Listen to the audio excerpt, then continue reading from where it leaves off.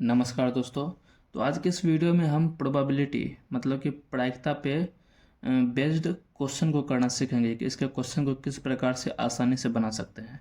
तो सबसे पहले पिछले के वीडियोज़ में मैंने बताया था प्रायिकता के बारे में कुछ इम्पोर्टेंट पॉइंट, उसे रिवीजन कर लेते हैं। ठीक है, तो नंबर 1, प्रायिकता का परिभाषा क्या था। अगर कोई घटना है, ठीक है, कोई घटना होता था तो उसे, अगर इसका प्रायिकता निकालना हो तो उसे दिखाते हैं पी ई से। पी क्या है? घटना की प्रायिकता। तो इसका डेफिनेशन होता था ई के अनुकूल परिणामों की संख्या। ई के अनुकूल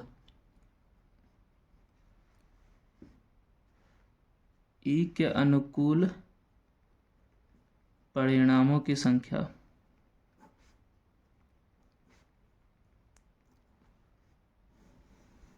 बटे संभव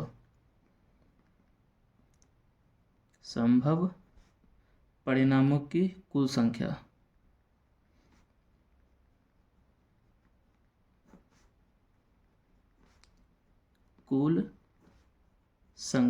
ठीक है, ये जो ई के अनुकूल परिणामों की संख्या थी उसे दिखाते थे एन ई से।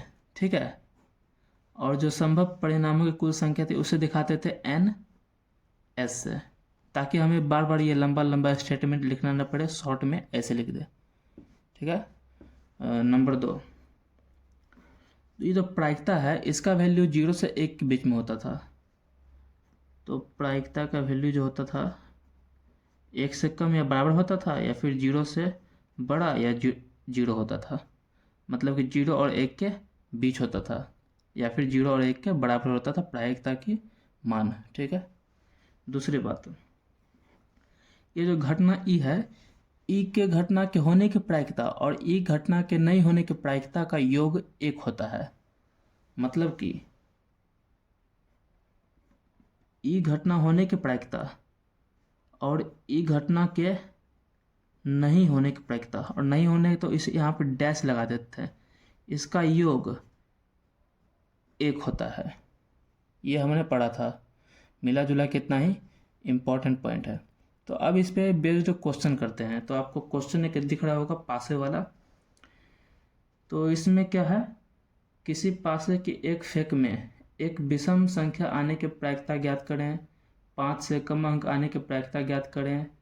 तीसरा नंबर है, चौथा नंबर है, पांचवा नंबर है। यहाँ पे 5 क्वेश्चन हमसे पूछा गया है। ठीक है, देखिए ये बिहार 2015 में भी पूछा गया था। तो बनाते हैं इसे। ठीक है, ये तो पहला, ये क्वेश्चन नंबर पहला का फर्स्ट।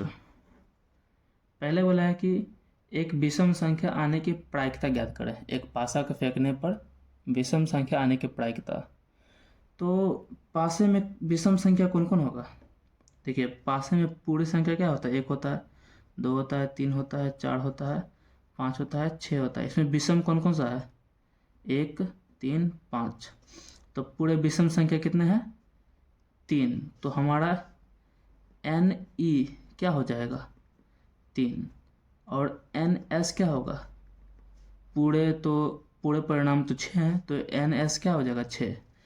तो इसका प्रायिकता क्या निकलेगा फर्स्ट नंबर का? पी ई बराबर एन ई बटे एन एस।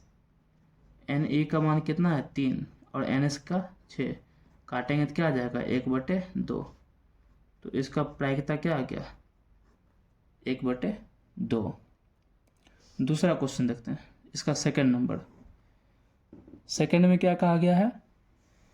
5 से कम अंक आने की प्रायिकता ज्ञात कीजिए।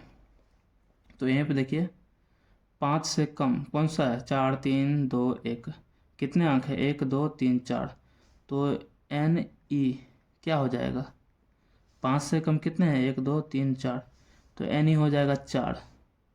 ठीक है, और एन एस तो हमारा 6 ही होगा। टोटल केस कितने हैं? 6 हैं। तो यहाँ पे प्रायिकता क्या निकल जाएगी? एन ई बटे NS।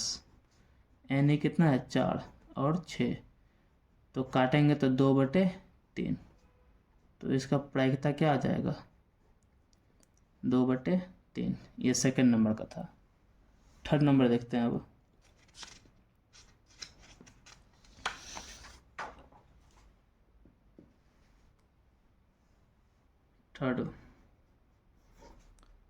थर्ड में क्या है, 2 से बड़ा अंक आने की प्रायिकता ज्ञात कीजिए। तो एक बार और फिर से लिख लेते हैं। हमारे पास NS कुल परिणाम क्या क्या है, 1 है, 2 है, 3 है, 4 है, 5 है, 6 है। टोटल परिणाम कितने हैं कुल 6। ठीक है। थर्ड में बोला है कि 2 से बड़ा अंक आने की प्रायिकता, तो 2 से बड़ा कौन कौन है 3 4 5 6, कितने हैं 1 2 3 4, तो NE क्या हो जाएगा 4। ठीक है। तो यहाँ पर अगर हम प्रायिकता निकालें PE NE बटे NS, NE कितना है 4 और ये 6, तो ये 2 बार में, ये 3 बार में, तो इसका भी प्रायिकता क्या होगा 2/3। जब इसको पॉइंट में मिलाएंगे तो आएगा 0.6, कभी भी 1 से बड़ा नहीं होगा प्रायिकता। ठीक है। फोर्थ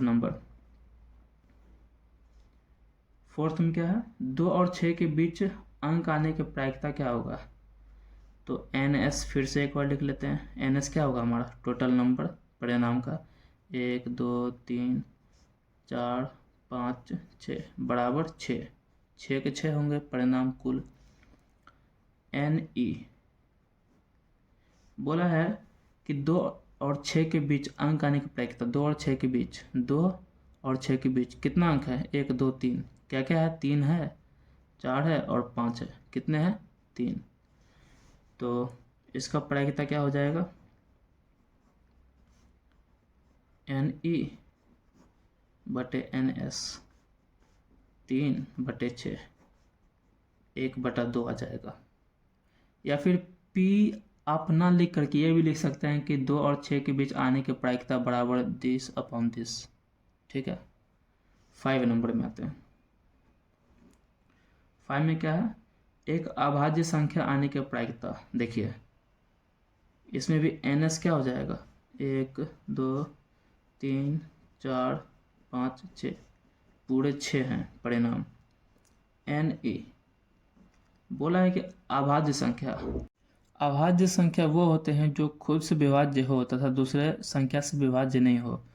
तो यहाँ पर एक को छोड़ देंगे। ठीक है, एक को इसमें नहीं गिनते, तो इसमें 2 3 और 5 ऐसे संख्या है जो खुद से विभाज्य होंगे, बाकी किसी से विभाज्य नहीं होंगे। बाकी ये जो 4 है खुद से विभाज्य होगा, 2 से विभाज्य हो जाएगा। ये 6 जो है खुद से विभाज्य होगा और 3 से भी भाज्य होगा, लेकिन 2 3 5 ये किसी और संख्या से भाज्य नहीं होते हैं। तो 2 3 5, तो ये कितने होंगे 1 2 3, 3 हो गए। तो इसकी प्रायिकता कैसे निकालेंगे, NE बटे NS 3/6, काटेंगे तो क्या आएगा 1/2, प्रायिकता क्या आ गया 1/2। ठीक है। तो एक और क्वेश्चन देखते हैं। ठीक है, क्वेश्चन नंबर 2 दूसरा देखते हैं। इसमें हमसे क्या कहा गया है, इसमें हमसे कहा गया है एक थैले में 3 लाल और 5 काली गेंद है। देखिए लाल कितनी है 3, काली कितनी है 5। यदि एक गेंद को यादृच्छा निकाला जाए तो इसके लाल एवं काली होने की प्रायिकता क्या होगी, सत्यापित करें कि कुल प्रायिकताओं का योग 1 होगा। तो पूछा है कि अगर इसको किसी में मिलाकर रख दिया जाए किसी थैले में, तो अगर एक गेंद निकाला जाए तो लाल होने की प्रायिकता क्या होगी, वो गेंद लाल निकले इसकी प्रायिकता क्या होगी, या फिर वो गेंद काली निकले उसकी प्रायिकता क्या होगी। तो सबसे पहले निकालते हैं लाल के लिए, लाल आने की प्रायिकता। तो देखिएगा ज़रा ध्यान से, टोटल गेंद कितना हो जाएगा यहाँ पे हमारा एस, एन एस कितना हो जाएगा, एन एस तो थैले में कितने गेंद होंगे, 5 3 8 गेंद होंगे। ठीक है, तो लाल की बात करते हैं।